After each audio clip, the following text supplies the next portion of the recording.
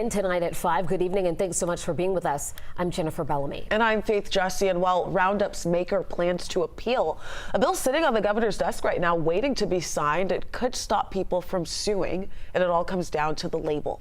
Our Chase Howell spoke with the senator who sponsored this bill about what this means for farmers and how it could hurt consumers.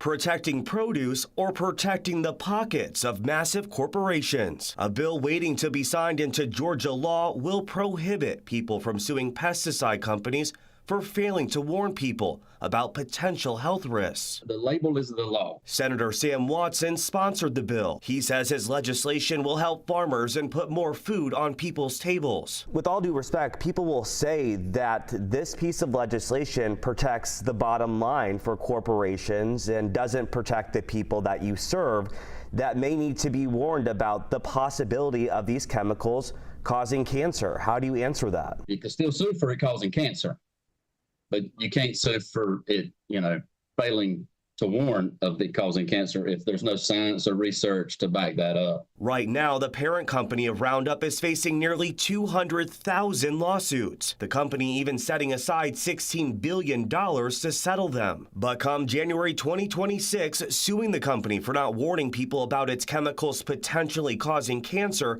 or other health issues will no longer be possible in Georgia. So what does Roundup warn against? Well, according to the bottle's label in the precautionary statement section, it's a hazard to humans and domestic animals, and you should keep it away from children and out of your eyes.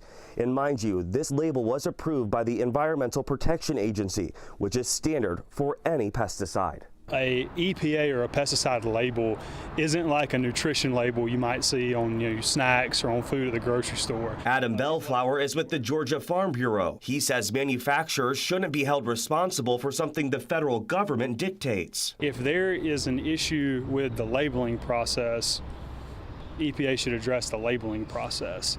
You shouldn't hold a farmer or a manufacturer liable for that. I did reach out to Governor Brian Kemp's office to see if and when he plans on signing the legislation into law, but didn't hear back. Reporting from the Capitol, Chase Howell, 11 Alive News.